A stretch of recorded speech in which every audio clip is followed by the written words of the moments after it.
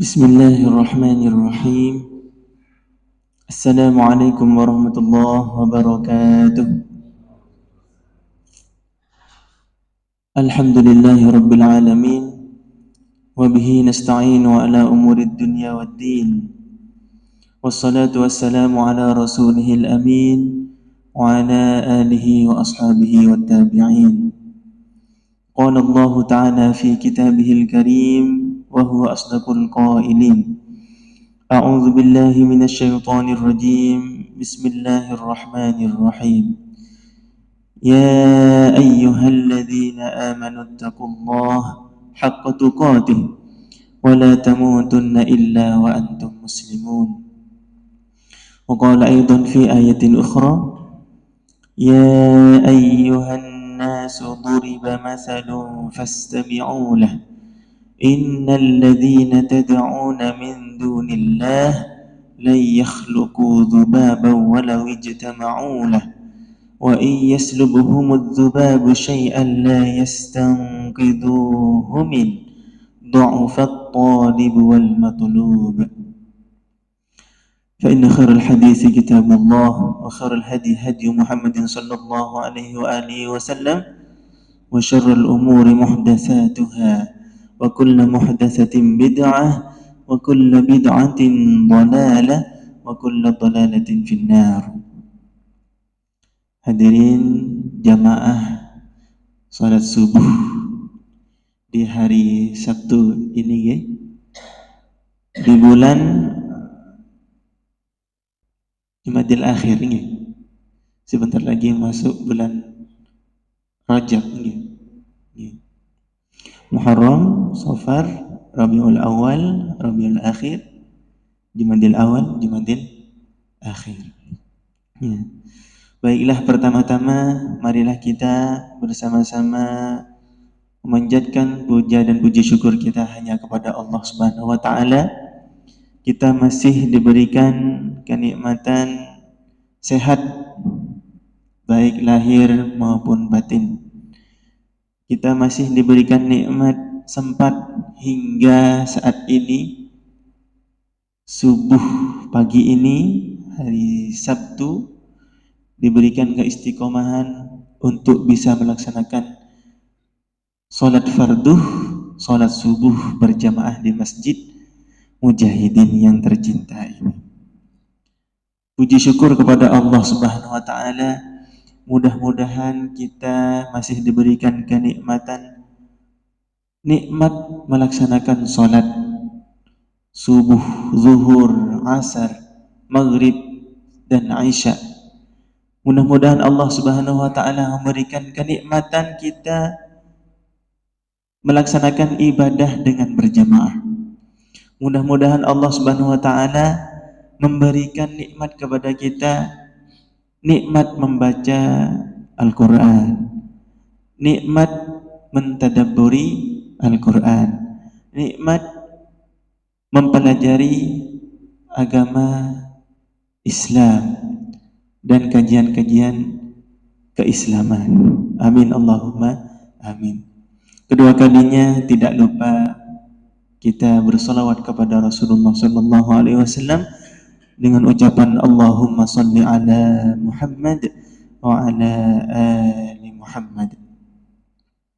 Bapak Ibu yang dirahmati Allah Subhanahu wa taala, dalam kesempatan yang singkat ini di subuh Sabtu pagi ini, insyaallah saya akan menyampaikan tentang hati-hati janganlah sampai kita meninggalkan sholat fardu, zuhur, asar, maghrib, isya, dan subuh, 5 waktu. Allah Subhanahu wa taala dalam hadis qudsinya, kalaulah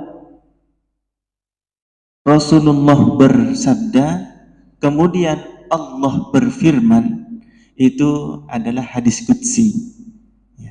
Beda dengan qala Rasulullah sallallahu alaihi wasallam an siapa, sahabat siapa, itu adalah hadis. Baik itu perkataan Rasulullah atau Diamnya Rasulullah tidak diucapkan, tapi itu menjadi sunnah. Nah, kalaulah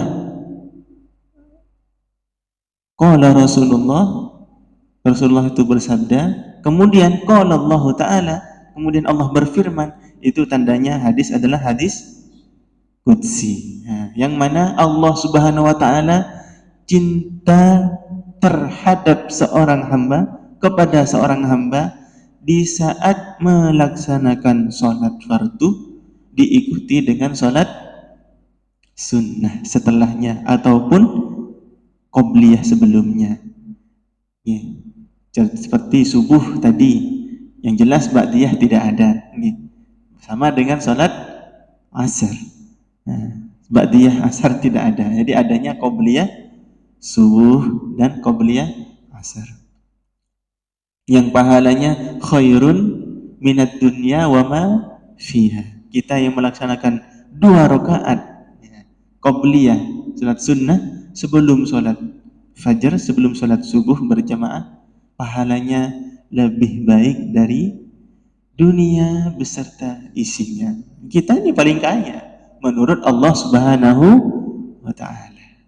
Baik. Hadirin Bapak Ibu yang dirahmati Allah Subhanahu wa taala. Hati-hati janganlah kita sampai meninggalkan salat. Allah Subhanahu wa taala berfirman dalam Al-Qur'an surah Maryam, surah yang ke-19.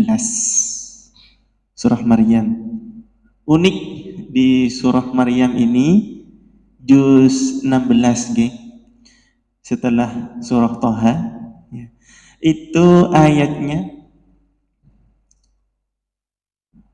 berakhiran ya bertasydid, ghayya dan seterusnya. Banyak, ya semuanya berakhiran ya bertasydid, ya gitu. Di ayat ini Allah Subhanahu wa taala berfirman, Quran surah Maryam ayat Quran ke-19 ya, surah ke-19 ayat 59 dan 60, 2 ayat.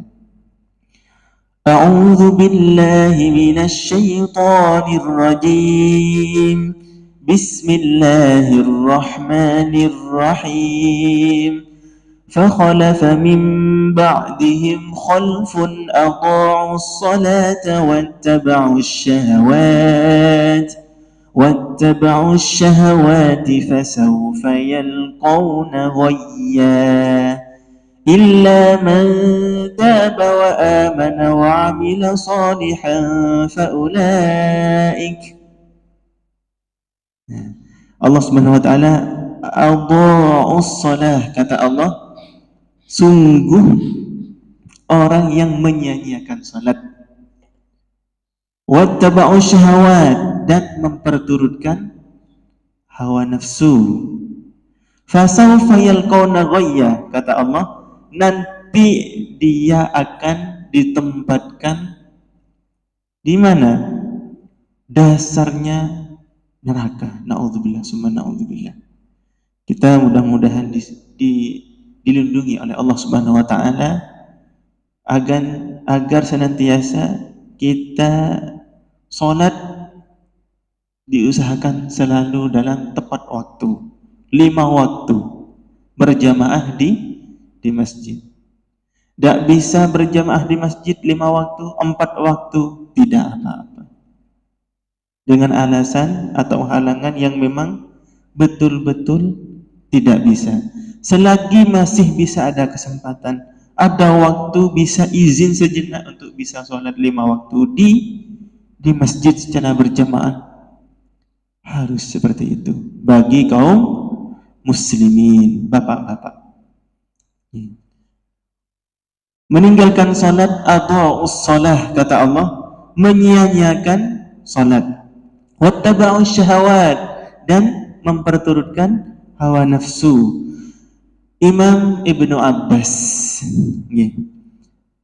menyampaikan bahwa dalam tafsir Ibnu Katsir, makna menyia-nyiakan salat, maksudnya makna adha'us shalah, menyia-nyiakan salat adalah bukan meninggalkan sholat sama sekali, bukan orang itu adha'us sholat, tidak sholat sama sekali, bukan. Tapi apa kata Imam Ibnu Abbas? Tapi mereka mengakhirkannya dari waktu yang seharusnya. Zuhur misalkan jam 11.45 misalkan.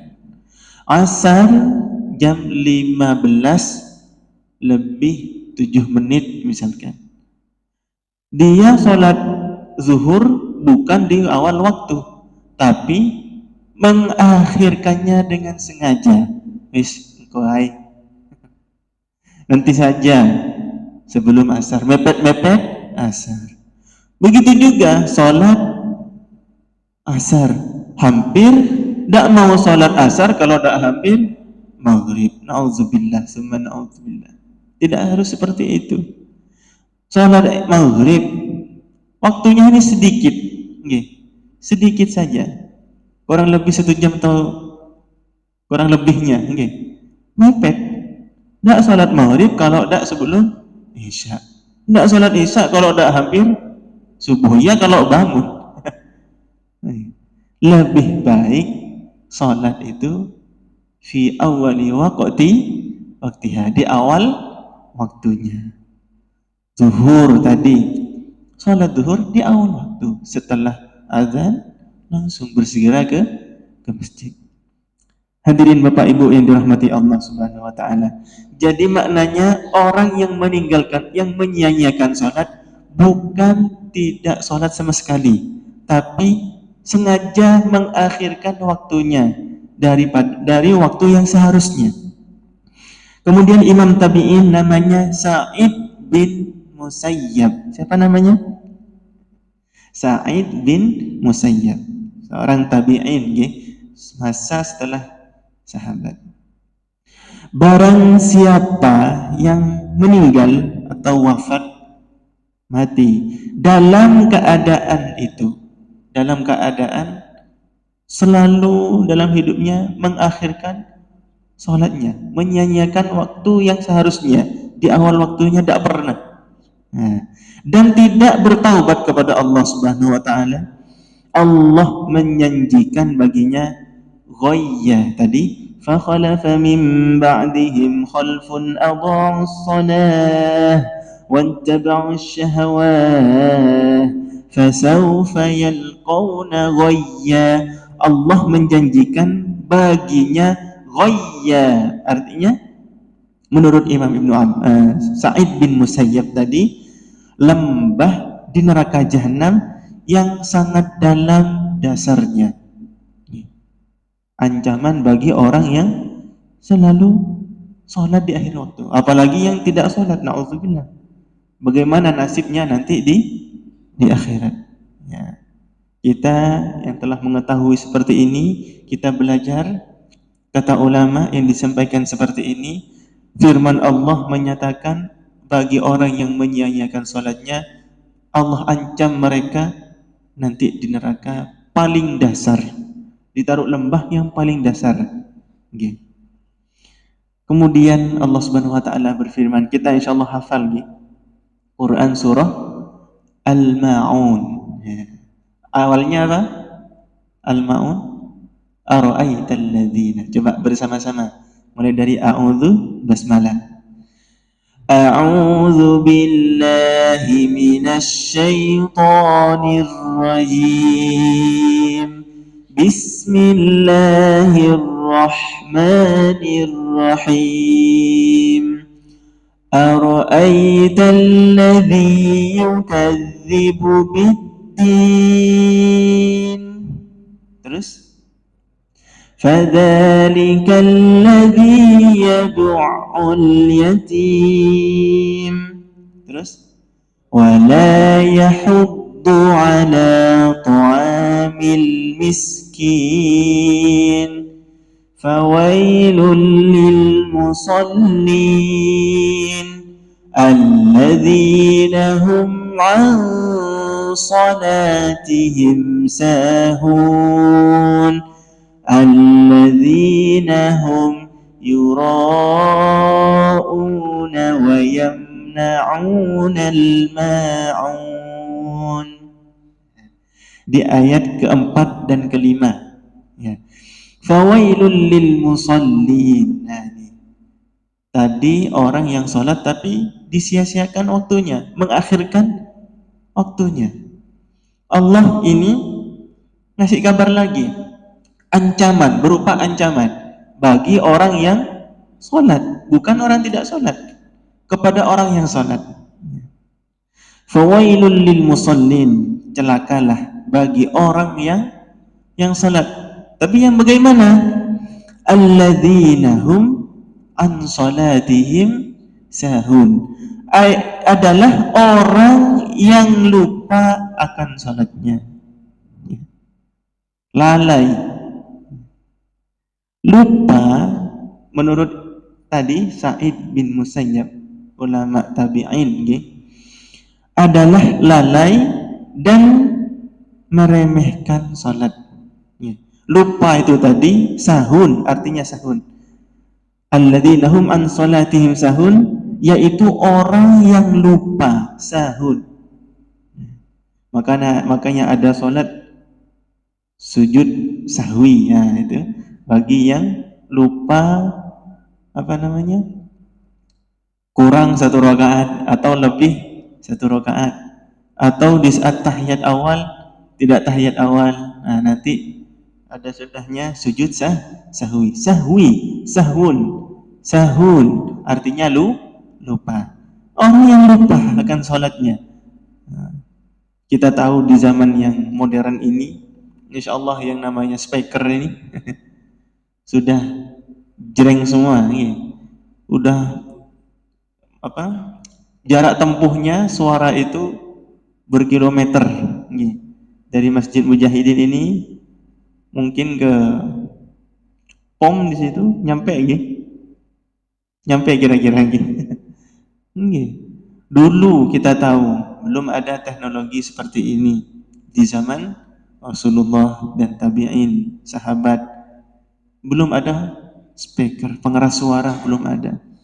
Tapi semangatnya para sahabat tahu waktu, hadir ke masjid untuk menunaikan salat berjamaah, mengajak keluarganya, saudaranya, tetangganya untuk menunaikan salat berjamaah di masjid. Lupa adalah lalai dan meremehkan salat, kata Imam Sa'id bin Musayyab. Kemudian ada sahabat lagi, satu lagi, Sa'ad bin Abi Waqqas. Namanya Sa'ad bin Abi Waqqas. Apa kata beliau? Bertanya ke Rasulullah SAW tentang arti sahun. Kemudian Rasulullah SAW menyampaikan artinya mengakhirkan waktunya. Jadi sengaja pengakhiran waktunya. Salat subuh hampir kesiangan, zuhur hampir asar, salat asar hampir maghrib, seperti itu. Oke lah, atau alasan kerja belum pulang, belum selesai, belum kelar. Tapi apakah itu selamanya? Apakah ada waktu bisa izin sejenak walaupun tidak ke masjid, ada ruang khusus musholla misalkan di tempat kerjanya, dilaksanakan di waktu itu. Rata-rata kita, apalagi perjalanan safar, kan ada emang sholat sunnah, maksudnya sholat wajib itu bisa dikosor, bisa dijamak. Beda lagi pembahasannya. Tapi kalau tidak dalam perjalanan, kita mengakhirkan waktunya yang di awal waktu seharusnya, kebanyakan lupa. Engkau pasti lupa, entah itu kelewat, entah itu males, dan rata-rata lupa dari tiba-tiba sudah azan asar, hilang waktu zuhurnya, kan? Kemudian Bapak Ibu yang dirahmati Allah Subhanahu wa taala, Mereka diancam oleh wailun. Tadi di surah Al-Ma'un tadi ayat pertama wailun. Fawailul lil musallin. Diancam oleh Allah Subhanahu wa taala azab yang berat, sebuah lembah di neraka jahanam. Jika gunung, kata Rasulullah sallallahu alaihi wasallam menurut riwayat Sa'ad bin Abi Waqqas, jika gunung-gunung di dunia dimasukkan, niscaya akan meleleh karena sangat panas. Gunung, gunung di dunia dimasukkan ke tempat yang akan nantinya ditempatkan oleh orang yang menunaikan sholatnya. Jika gunung di dunia dimasukkan, niscaya akan meleleh karena sangat panasnya. Na'udzubillah, subhanallah. Kita ini bukan gunung, bukan bebatuan, bukan batu paras. Kita ini daging yang lemah, manusia yang lemah, tidak banyak punya kekuatan.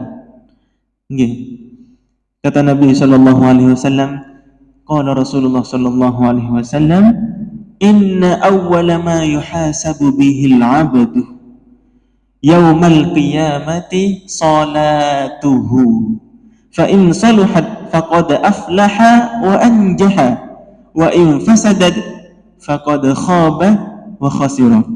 Inna awwala ma yuhasabu, sesungguhnya yang pertama kali dihisab di hari kiamat terhadap seorang hamba, min amalhi, dari semua amal ibadahnya, baik itu amal baik atau amal buruknya, yang dihisab pertama kali adalah pertanyaan pertama, salat. Kita tahu semua pertama kali yang dipertanyakan di akhirat kelak adalah salat. Fa in salahat faqad aflaha wa anjaha.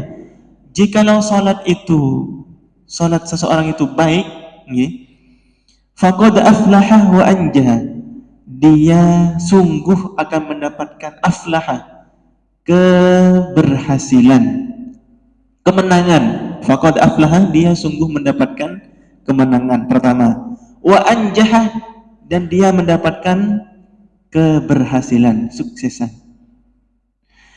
Wa in fasadat, kebalikannya, jikalau salat seseorang itu rusak, faqad khaba wa khasira, maka dia sungguh akan mendapatkan khaba, kegagalan, wa khasira, dan kedua akan mendapatkan kerugian. Sudah gagal ya pasti rugi. Tapi kalau baik salatnya di dunia, faqad aflaha, hayya 'alal falah, hayya 'alas shalah, marilah kita salat, ayo salat. Panggilan Allah Ta'ala melalui muadzin. Hayya 'alas shalah, kata Allah, ayo salat. Hayya 'alal falah, ayo kita menuju kemenangan. Siapa yang mau menang, ayo salat. Nanti di akhirat yang baik salatnya, aflahah, akan menang, wa anjahah, dan akan sukses di mata Allah Subhanahu wa taala. Terakhir, ancaman Allah Subhanahu wa taala. Tadi ada ancaman yang namanya adha'us shalah wattaba'us syahwah fasawfa yalqawna ghayya, yang melalaikan salatnya, memperturutkan hawa nafsunya, akan ditempatkan ghayya, nanti di neraka paling lembah, paling dasar. Yang kedua, ancaman bagi orang yang salat tapi lupa, ditempatkan nanti di neraka wailun, sama, lembah di neraka jahanam. Seandainya gunung itu masuk di situ, akan meleleh karena saking panasnya. Yang terakhir, ada ancaman sakor, neraka, namanya neraka sakor. Wa ma adraka ma sakor, apa itu yang namanya neraka sakor? Ma salakakum fi sakor, ada pertanyaan nanti di neraka kepada orang yang masuk neraka. ma salakakum fi sakor, apa yang menyebabkan kamu berada masuk di dalam neraka sakor? Langsung ayat berikutnya, siapa namanya penduduk neraka tadi menjawab, qalu lam naku minal musallin. Dulu mereka menjawab, penduduk neraka, dulu kami tidak termasuk orang yang melaksanakan sholat. Ini yang tidak sholat akan ditempatkan di neraka sakor. Na'udzubillah, summa na'udzubillah. Mudah-mudahan kita dilindungi Allah Subhanahu wa ta'ala. Baik, terakhir Bapak Ibu yang dirahmati Allah Subhanahu wa ta'ala, orang yang tidak menjaga sholatnya karena sibuk dengan hartanya, sudah ada contohnya dulu, akan kumpul dengan yang namanya Qarun, hartawan kuaya raya, tapi tidak sholat, nanti jadi kumpul dengan mereka. Na'udzubillah. Yang kedua, yang tidak menjaga sholatnya karena sibuk dengan kekuasaannya. Siapa dulu yang mengaku paling berkuasa di dunia? Fir'aun. Fir'aun kuasanya di atas kekuasaan yang lain, di atas kerajaan-kerajaan yang lain.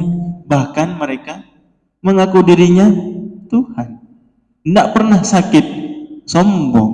Nah, kita masih ditimpakan sakit, entah itu sakit gigi aja sedikit, satu gigi yang sakit, tidak semuanya, cuma di belakang atas misalkan, cenut-cenut, tidak bisa. Kita untuk mau sombong itu tidak bisa, bukan tempatnya. Itu sombong adalah pakaian Allah Subhanahu wa ta'ala. Yang berhak sombong itu adalah Allah Subhanahu wa ta'ala. Kelak yang tidak menjaga salatnya karena sibuk dengan kekuasaannya, kumpul jadi satu nanti di akhirat bersama Firaun. Yang ketiga, orang yang tidak menjaga salatnya karena sibuk dengan pangkat dan jabatannya, siapa nanti kumpulannya? Bersama dengan Haman. Terakhir yang keempat, yang tidak menjaga salatnya karena sibuk dengan perniagaannya, dagangannya, nanti kumpul dengan siapa? Ubay bin Khalaf. Kalau memanglah kita pebisnis ulung, keahliannya emang di situ, karirnya emang di situ. Coba contohlah kita Rasulullah Sallallahu Alaihi Wasallam. Ada contoh setelahnya di masanya sahabat, yaitu yang namanya siapa? Di antara Abu Bakar, Umar, Utsman dan Ali. Utsman bin Affan, pebisnis yang ulung. Insyaallah seperti itu. Mudah-mudahan kita bisa istiqomah menjaga salat kita. Kita melaksanakan salat wajib zuhur, asar, maghrib, isya dan subuh 5 waktu di masjid. Mudah-mudahan diberikan keistiqomahan semuanya dalam lindungan Allah Subhanahu wa ta'ala, diberikan kesehatan baik zahir maupun batin, sehingga kita melaksanakan amal ibadah 5 waktu bisa di masjid. Insyaallah seperti itu. Hadanallahu wa iyyakum ajma'in. Mudah-mudahan Allah Subhanahu wa taala mengkaruniai kepada kita hidayah hidup di dunia ini dan diakhiri oleh husnul khatimah. Hadanallahu wa iyyakum ajma'in. Subhanakallahumma wa bihamdik asyhadu an la ilaha illa anta astaghfiruka wa atubu ilaik. Mohon maaf atas segala kehilafan, kurang lebihnya kami sampaikan mohon maaf. Wassalamualaikum warahmatullahi wabarakatuh.